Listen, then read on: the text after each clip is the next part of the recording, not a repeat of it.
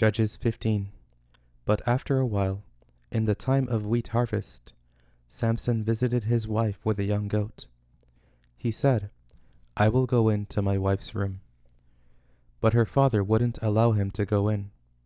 Her father said, "I most certainly thought that you utterly hated her. Therefore I gave her to your companion.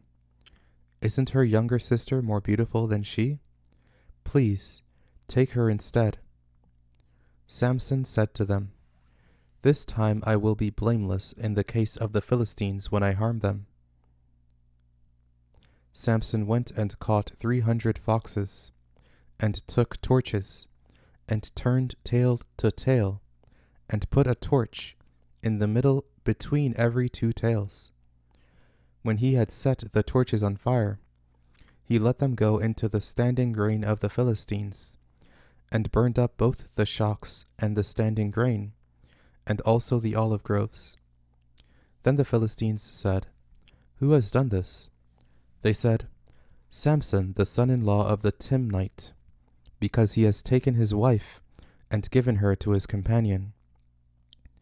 The Philistines came up, and burned her and her father with fire. Samson said to them, "If you behave like this, surely I will take revenge on you, and after that I will cease." He struck them hip and thigh with a great slaughter. And he went down and lived in the cave in Etam's rock. Then the Philistines went up, and camped in Judah, and spread themselves in Lehi. The men of Judah said, "Why have you come up against us?" They said, "We have come up to bind Samson, to do to him as he has done to us." Then 3,000 men of Judah went down to the cave in Etam's rock, and said to Samson, "Don't you know that the Philistines are rulers over us? What then is this that you have done to us?" He said to them, "As they did to me, so I have done to them." They said to him, "We have come down to bind you, that we may deliver you into the hand of the Philistines." Samson said to them, "Swear to me that you will not attack me yourselves." They spoke to him, saying, "No, but we will bind you securely and deliver you into their hands, but surely we will not kill you."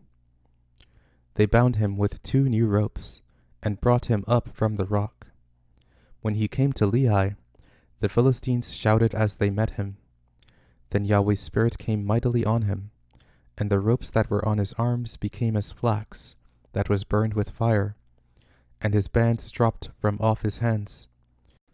He found a fresh jawbone of a donkey, put out his hand, took it, and struck 1,000 men with it. Samson said, "With the jawbone of a donkey, heaps on heaps, with the jawbone of a donkey, I have struck 1,000 men." When he had finished speaking, he threw the jawbone out of his hand, and that place was called Ramath Lehi. He was very thirsty, and called on Yahweh and said, "You have given this great deliverance by the hand of your servant, and now shall I die of thirst, and fall into the hands of the uncircumcised?" But God split the hollow place that is in Lehi, and water came out of it. When he had drunk, his spirit came again, and he revived. Therefore its name was called En-Hakkore, which is in Lehi to this day. He judged Israel 20 years in the days of the Philistines.